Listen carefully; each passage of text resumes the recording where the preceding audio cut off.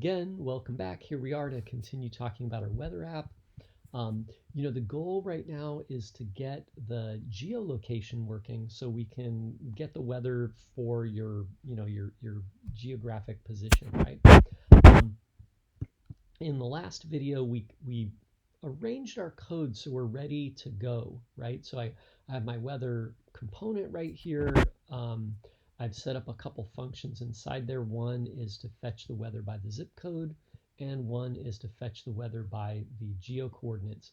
And below that, both of these functions will call the fetch weather function and pass a path in there, right? And the path is going to be the URL to the Open Weather Map endpoint, right?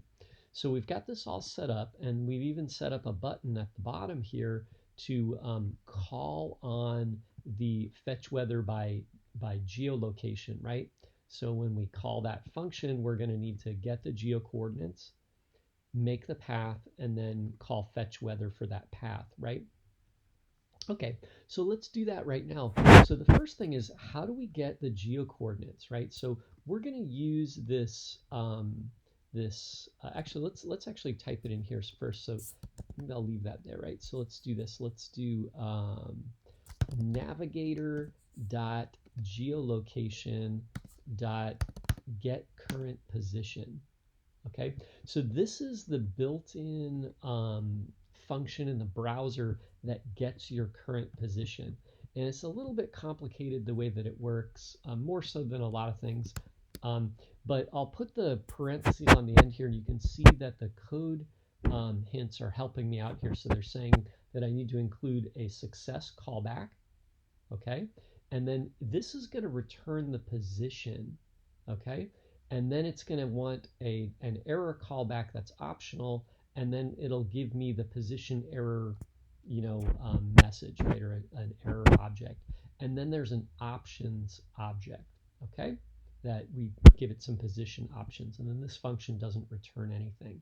Okay, so it's a little hard to read that, but we have success callback, so that's our first parameter, and then colon is telling me like what it returns, okay? And they labeled it position callback, but it's basically the position, it's an object with position information in it. Second, we've got the error callback, colon, they're telling, and then question mark means it's optional, colon means that this is the type, right? So the type is position error callback, but really this is an error object. It's an object that has properties that describe the problem that occurred, right? And then options is an object, optional, and it's position options, right? So we include properties or keys that have values that describe how to get the position, right?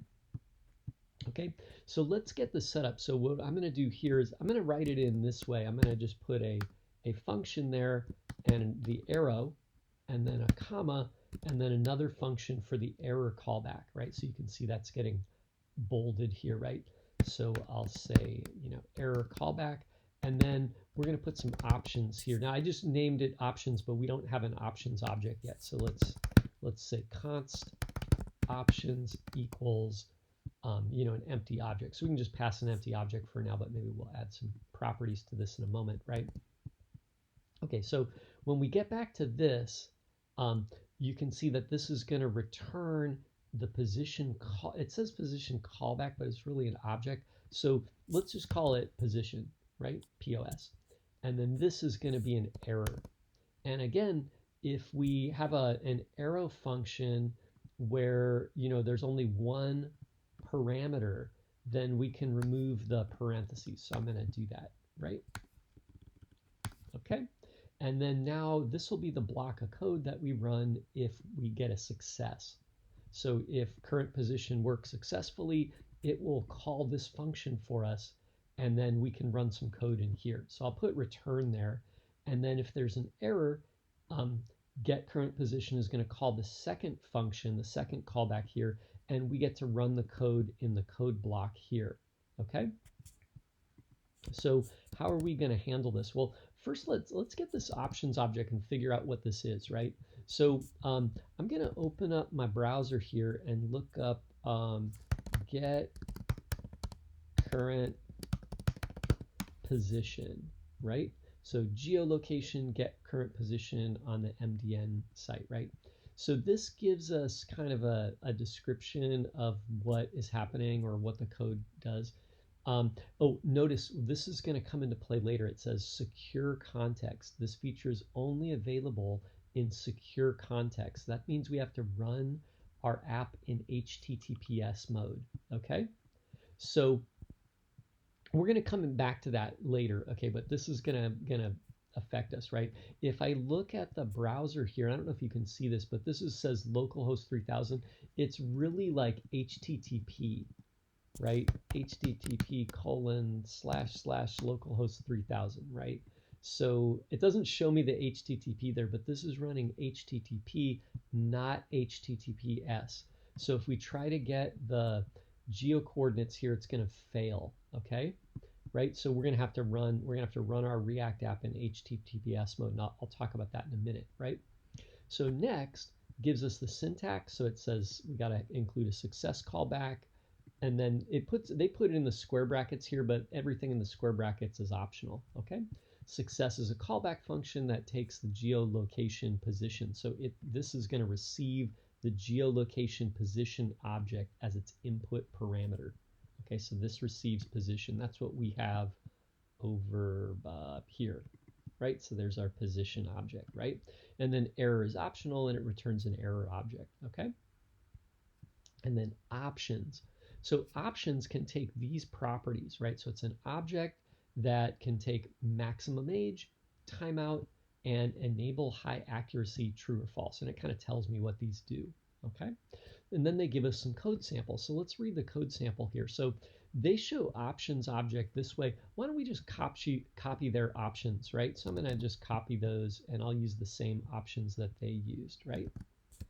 And then I'll format this so it looks nice. So they set enable high accuracy to true. They set the timeout to 5,000 and then the max age to 0. Okay. We can look that up and experiment with those, but let's assume that they've got that set up correctly. Next, they show a function here called success, and then they're going to use that function here, and it's going to receive position. So we're actually doing the same thing, but we just wrote the function inside here as an anonymous function. But notice that what's important here is to notice that position, the position object we receive, has a coordinates property. And that coordinates property, they're putting it in this variable, and then they're getting latitude. So essentially you could say position.coordinates.latitude and position.coordinates.longitude, and you could get the accuracy also if you wanted, okay? So let's borrow that and use it over here, okay? So what I want to do here is I want to get the latitude and the longitude. So I'm going to say const, and then I'm going to say latitude and longitude equals position dot coordinates, right? And then we can deconstruct coordinates into latitude and longitude, okay? So the next step is I need to make a path. And again, I'm actually duplicating this API key, which is not good. We need to move that out of here, right, instead of repeating it in these functions. But for right now, I'm just going to copy and paste the path, okay? And then we'll deal with that later, right? And then our last step would be to call fetch weather for that path, right? So I'll call fetch weather for this path, except this path is going to need to change. So let's go get our Open Weather Map API and look at their API endpoint. So the endpoint here, it's basically exactly the same here, except they've replaced zip code with latitude equals and the latitude ampersand longitude or lon equals and the longitude, right? So it wants us to put a value in here in the orange. So I'm going to go in here, and I know this line is getting really long, but it's going to get even longer now. Let's get rid of zip code and say lat, not last, lat equals, and then instead of zip code here, I'm going to say latitude, right? And then right after the curly bracket, I'm going to put a ampersand here and do lon equals and then $ curly brackets, and we'll do longitude, okay? And just in case something goes wrong right here, we'll console.log, and we'll log our error.message, right? So we'll just print the message to the console if there's a problem. And again, we could use this maybe, you know, to handle an error in a component or something so it displays a message to our user, right? So that works pretty good. This isn't going to work yet though. Okay, it'll kind of work. Let's see if it's kind of working, right? So again, let me show that. So this is the whole thing right here. It's a little hard to read this line, right? But that's basically like the same path that we have here, except I've replaced zip code with latitude and longitude. Remember, we have to have an ampersand between each of those. And you can refer to the Open Weather Map site and compare your work to theirs, right? But on the end, I also tacked on API ID and units, right? So that's the same for everybody. We almost could take this part out and make that happen down here in fetch weather, but maybe I'll just leave it as it is because it's a little simpler like this. Okay, so let's give this a try now and see what happens. So I'm looking at my code here. I'll refresh it just to make sure everything's working. And I'll get the inspector and get the console. Let me move the inspector over here. And what I'm going to do is I'm going to get the weather for location. So I'll click the button, and then you can see nothing happens here. And I get an error, and it says blocked. Access to geolocation was blocked over insecure connection, right? So insecure connection means that HTTP : is not HTTPS, right? And then it says origin, this is the error message that we printed. It says origin does not have permission to use geolocation service, okay? So, so how do we get that to work, right? So what we're gonna do is this. I'm gonna go to my terminal, and I'm running the terminal here in VS Code. I'm going to quit my app, right? So stop it. And then what I'm going to do is I'm going to type in HTTPS equals true, and then I'm going to run yarn start.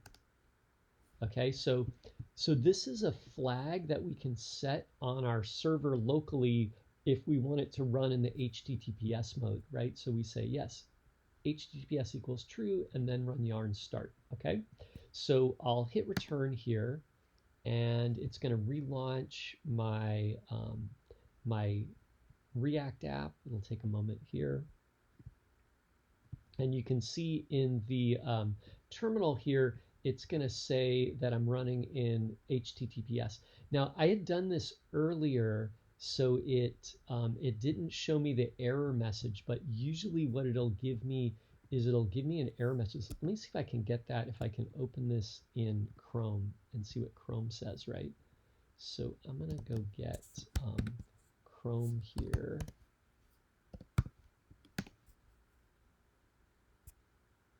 Sorry about that.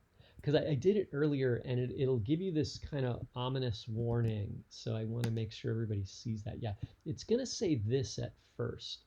Okay, it says your connection is not private.